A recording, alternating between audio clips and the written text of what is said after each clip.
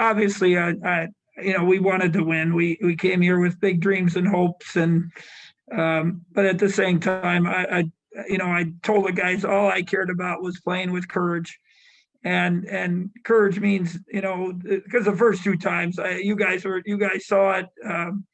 They didn't just beat us; they just played with us and did whatever they wanted, and we showed them the scores last night. We showed them, some we just played with one of the best teams. I think should be maybe the best team in the country. We played on a turnaround of 14, 15 hours, with not a whole lot of prep, with playing a hard fought game last night, and gave them everything we had. And it's just, I've said it all along. I didn't want the season to end, because I think we're actually playing as high level basketball. We could compete with anybody. We just showed it. And but you hope you use this as a momentum going into the next season. But it's just, I don't know what to say. I'm proud of them, happy for them. Appreciate Mike McGurl's leadership.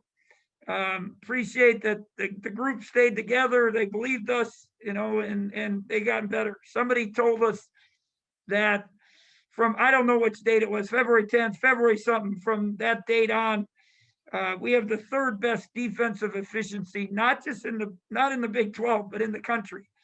And in this last month or 3 weeks or something. And we gave a team that has three elite players, probably three NBA player guards. They turned it over 21 times. And the first time we played him, Jared Butler had 13 assists. Tonight he has seven turnovers. And yet they're really good. The Baylor's really good. But as I said, our guys, they were bought in. They executed.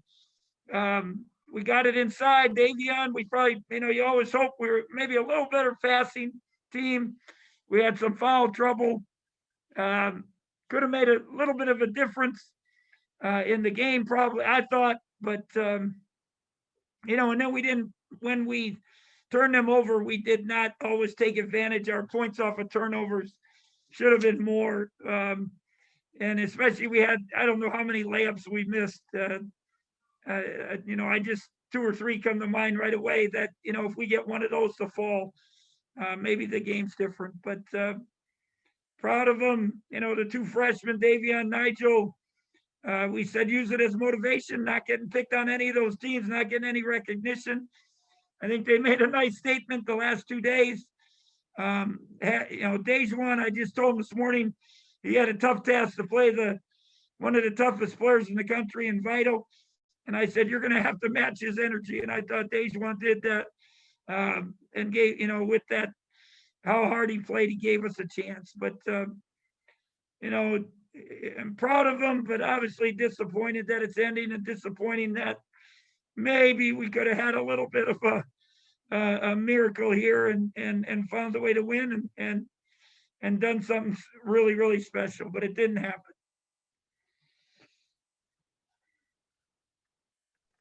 Thank you, Coach. We'll go to questions. First one to Todd Lebo.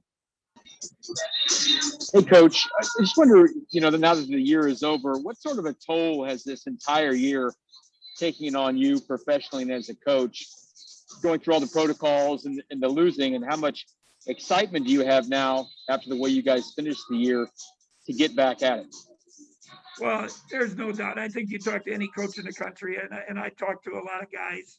This has been hard. It's been stressful. It's been a challenge. It's been hard on everybody, and no one has had vacation. No one's been able to get away from it. It's just your mental health, your well-being, that adds more stress to it. So. But, as I said to you guys last night, to me as a leader, it's about the players and helping them and being there for them. And no matter how bad it got or what we had to deal with, I had to be there to lead them and help them and keep them believing and giving them hope and giving them love. And that's what we tried to do. Last night about 2 a.m. I was cramping, literally, and it wears you out. But I got up this morning ready to play and ready to coach, and I thought our guys did the same thing. They were really composed and ready to compete at a high level today, and so I appreciate them. As far as I said before, I told them 3 weeks ago, and we hadn't won a game in a while. I said, I don't want the season to end because I saw the improvement coming. And they probably looked at me like, this dude's crazy. And I said, guys, I see it coming. I see what's happening. I see how we're making the strides. We've actually been together. We've had practice. You understand defense, all that stuff. And I just told them now again, I wish the season wasn't over, but now use this as a motivation. Use this as, you play against some of the best players in the country. Do you want to be like them? Now you got to put in the time because those guys were good players 3 years ago, but they weren't like this. And, if you want to be like that, it's the hard work. This is your time, the next 5 months to get better.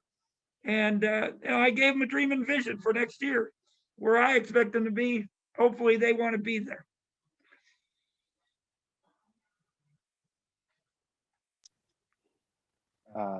Next question to John Kurtz.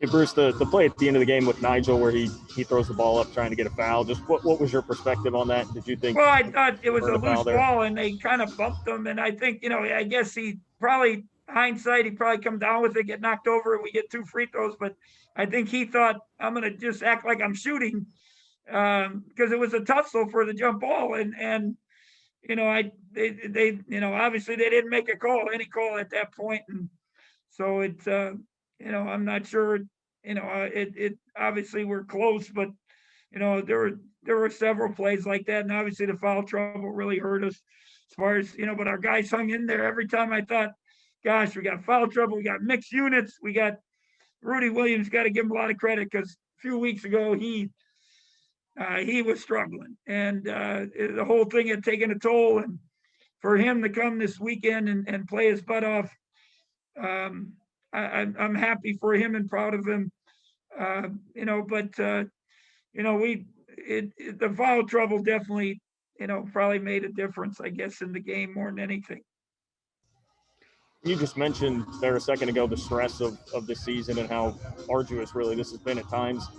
At this stage in your career, coming off of a season like that, is retirement anything that you mull over or consider in the off season?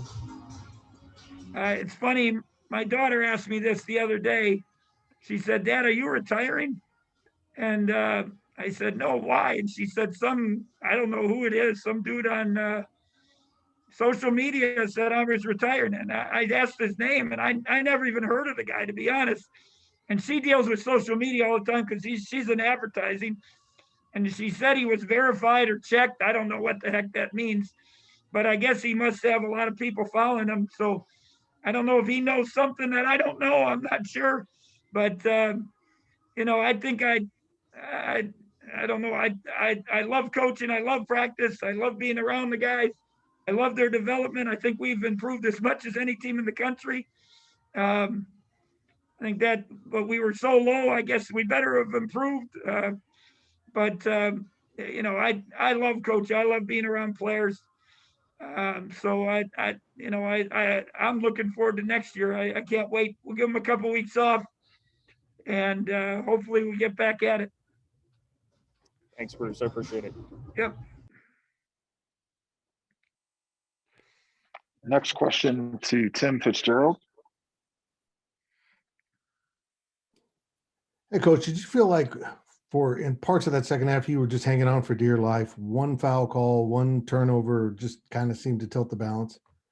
Yeah, I said I kind of thought, there were several times where I thought, God, we're in trouble. And then you get 9, and then all of a sudden it's back to 3 or 4 or whatever. And, it seemed like every time something went against us, our guys responded and found a way to make a play. And, some of those hustle plays, Dejuan, Selton,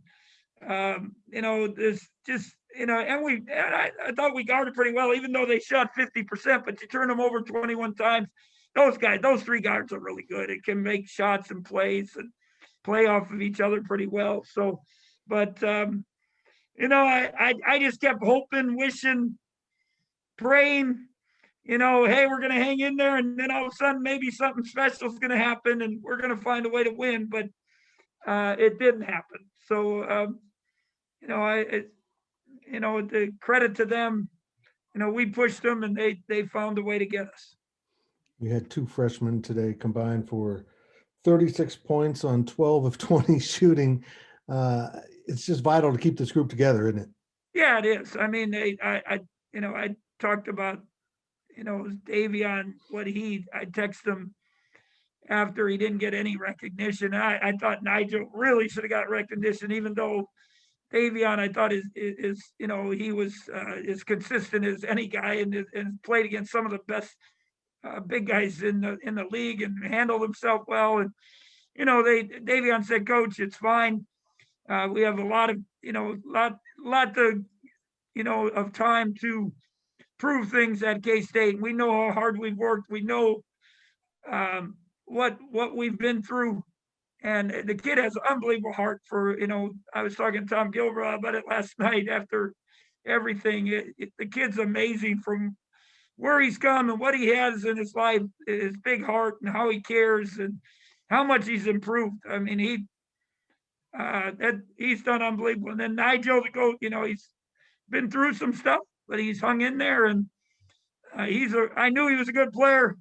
I just kind of talked with him after the press conference and, there's some things he knows he's got to get better, but pretty nice performance on national TV against the best team in the country for both those guys.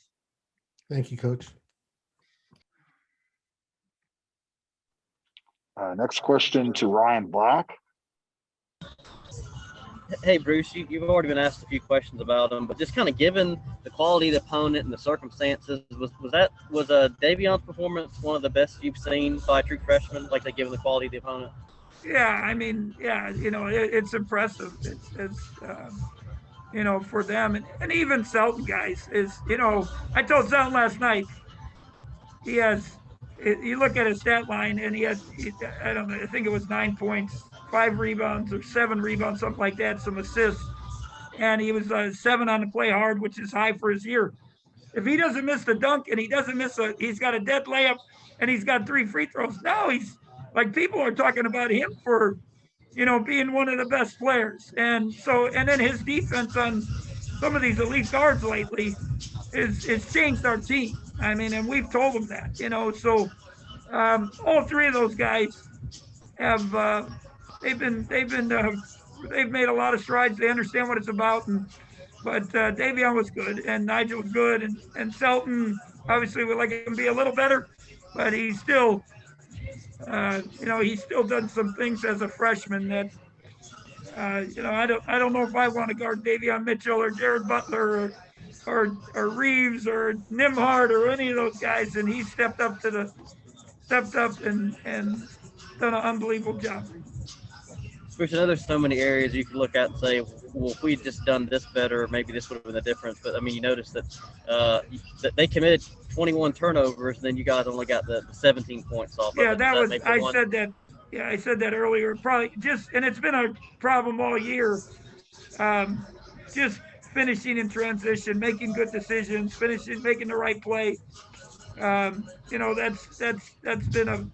been something we haven't been great at. Definitely, hopefully we can get better at. But again, it's something that you didn't get to work on. In the summer, you didn't get to work on. In the fall, you didn't even get to work on it once practice started because you didn't have people. It's hard to run fast break drills or, even pressing drills or anything like that when you don't have 10 people. So, we just talked as a staff just for a minute ago while I was waiting. And I think that was probably the biggest thing. And then we had a couple layups at one time. Dejuan gets an unbelievable rebound, misses, rolls around. Selton grabs it, tips it in, doesn't go in. And then they go down and make a tough shot. Those are a couple of those little plays. could have been big difference maker in the game. And then last thing for me, Bruce, how much can you say about the performance in the first half that you guys are only down by 2 and Mike and Nigel only combined for 4 points at that point? And foul trouble, and we're hanging in there, just like, Tim had mentioned, you just, hanging on for dear life, but we kept doing it, and we kept, again, our heart of our guys, their never quit attitude. They came together as a group, and they believed, and they battled, and they understand what it's about now. And that's a big turnaround from losing by whatever we lost by 40 or whatever it was a few weeks ago.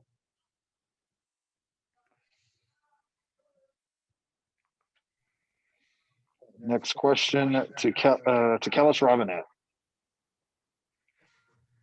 Hey, Bruce, just to be 100% clear here, your plan right now is to be back as Kansas State's coach next season, right?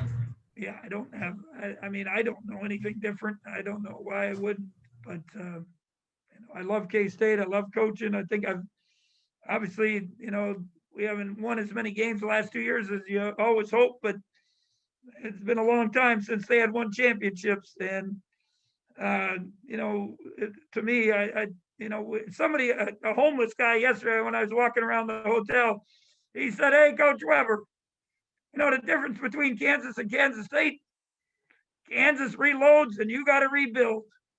And, it's like that homeless guy's pretty smart. And that's what, I think we've done that. We've done it the right way.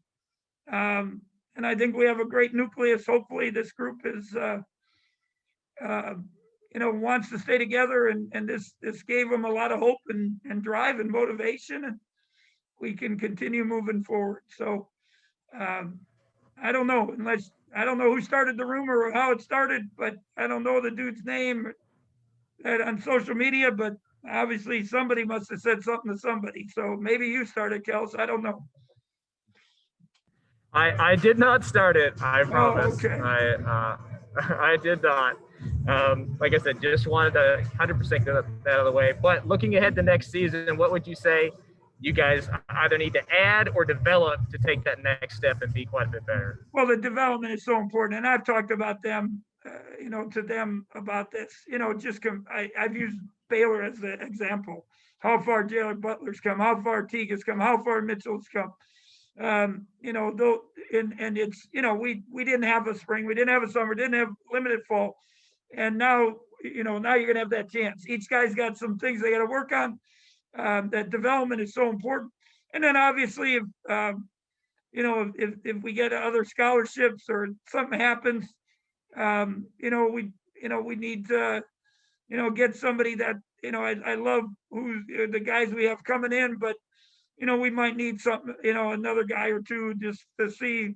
Passing is something that could definitely get better if we, and then, we've made some shots lately, but, shooting and passing are two things that we could definitely improve on. There's no doubt.